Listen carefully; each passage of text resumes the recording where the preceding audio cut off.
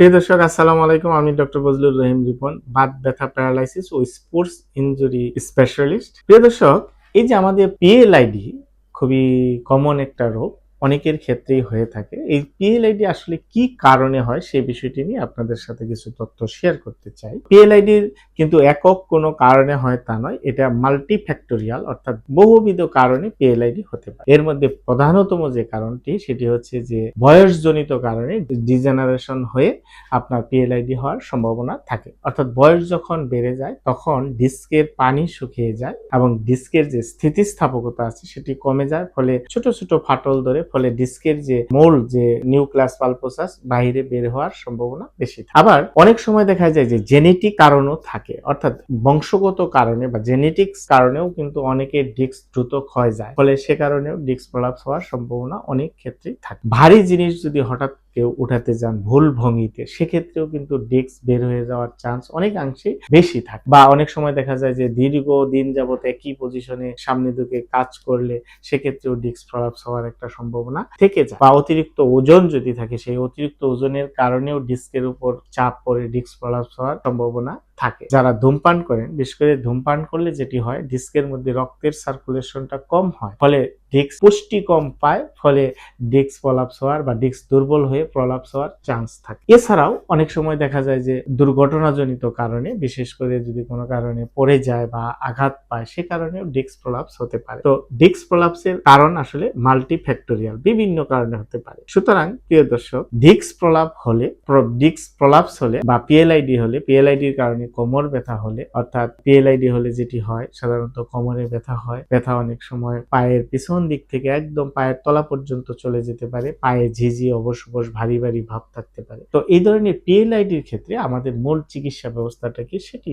একটু জানা দরকার। পিএলআইডির যে চিকিৎসা, সেটি গবেষণা যেটি বলে 80 থেকে 90% পিএলআইডি কিন্তু আপনার অপারেশন ছাড়াই সুস্থ হওয়া সম্ভব। এখন অপারেশন বিহীন যে পিএলআইডির চিকিৎসা, সেই চিকিৎসাটা আসলে ডিপেন্ড করে আপনার পিএলআইডির যে কন্ডিশন, এটি কি অ্যাকুয়েট কন্ডিশনে আছে, না ক্রনিক কন্ডিশনে আছে, নাকি সাব অ্যাকুয়েট স্টেজে আছে, কোন স্টেজে আছে, রোগীর উপসর্গটা কেমন আছে, রোগীর শারীরিক কন্ডিশন, ফাংশনাল লিমিটেশন, এই সমস্ত বিষয়গুলি অ্যানালাইসিস করে তার ট্রিটমেন্টটা বিবেচনায় আনতে হবে। সুতরাং সব পিএলআইডি রোগীর চিকিৎসা কিন্তু একই রকম হবে, ব্যাপারটি এরকম নয়। এটা রোগীর আপনার উপসর্গ, তার শারীরিক অক্ষমতা, তার চলাফেরার রেস্ট্রিকশন, সবকিছু বিবেচনা করে, অ্যানালাইসিস করে, অ্যাসেসমেন্ট করে তার চিকিৎসার শিডিউলটা বা চিকিৎসার প্রসিডিউরটা নির্ধারণ করতে হবে। তবে কনজারভেটিভ ট্রিটমেন্টে যেহেতু 80 থেকে 90% রোগী ভালো হয়ে যায়, আর সেই কনজারভেটিভ ট্রিটমেন্টের মধ্যে অন্যতম চিকিৎসা হচ্ছে ফিজিওথেরাপি চিকিৎসা। এখন সেই ফিজিওথেরাপিটা আবার হতে হবে অবশ্যই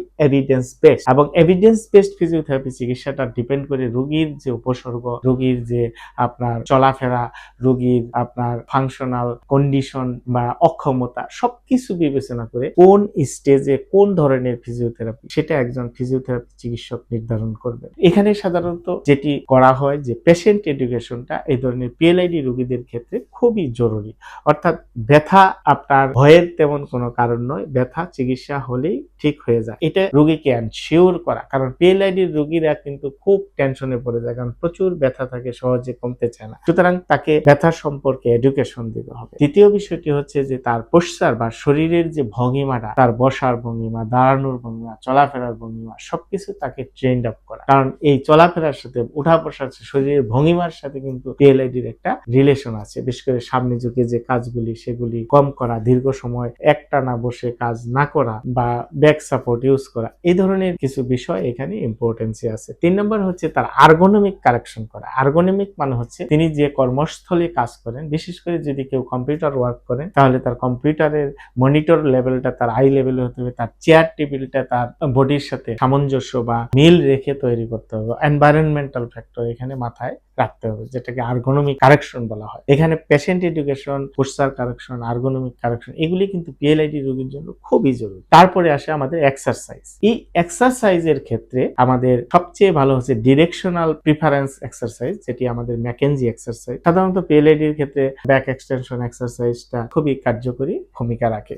তাছাড়াও আমাদের কোর মাসলগুলিকে শক্তিশালী করার জন্য মাসল স্ট্রেংথেনিং এক্সারসাইজ খুবই জরুরি, এবং যদি নার্ভের মধ্যে চাপ থাকে তাহলে নার্ভ গ্লাইডিং এক্সারসাইজ অনেকটা ইফেক্টিভলি কাজ করে। এবং সাথে আমাদের যে হিপ মাসল আছে, গ্লুটিয়াল মাসল, সেগুলিকে আপনার স্ট্রেংথেনিং করা এবং সেগুলিকে ফ্লেক্সিবল রাখার জন্য স্ট্রেচিং এক্সারসাইজ এই ধরনের পিএলআইডি রোগীর ক্ষেত্রে ভালো ইফেক্টিভলি কাজ করে। তারপরের যে বিষয়টি সেটি হচ্ছে যে অনেক সময় দেখা যায় কোনো রোগীর ক্ষেত্রে ম্যানুয়াল থেরাপি খুবই ইফেক্টিভ হয়, বিশেষ করে জয়েন্ট মোবিলাইজেশন, আপনার soft tissue mobilisation technique use করে আপনার তাকে ফ্লেক্সিবল করা বা সফট টিস্যুকে ফ্লেক্সিবল করা পিএলআইডির ক্ষেত্রে অনেকটা কার্যকরী ভূমিকা রাখে। এবং পিএলআইডি রোগীদের আরেকটি জিনিস মনে রাখতে হবে, তাকে অ্যাক্টিভ থাকতে হবে। তাকে কিন্তু পিএলআইডি কিন্তু দীর্ঘ লম্বা টাইম রেস্ট দেওয়া যাবে না, অ্যাক্টিভ থাকতে হবে। অ্যাক্টিভ থাকলে দ্রুত আপনার হিলিংটা হবে, ব্যথাটা কমে যাবে। এবং ওজন নিয়ন্ত্রণের জন্য লাইফস্টাইল মডিফিকেশন খুবই জরুরি। এর সাথে আপনার ব্যথা এবং ইনফ্লামেশন কমানোর জন্য কিছু ইলেকট্রিক্যাল মডালিটিস সাহায্যকারী হিসেবে কাজ করে। সুতরাং প্রিয় দর্শক, আপনারা যারা পিএলআইডি তে ভুগছেন, আপনি একজন ফিজিওথেরাপি চিকিৎসকের পরামর্শ নিতে পারেন। আমাদের পরামর্শ নিতে চাইলে আমাদের স্ক্রিনে দেওয়া নম্বরে যোগাযোগ করবেন। ধন্যবাদ। আসসালামু আলাইকুম।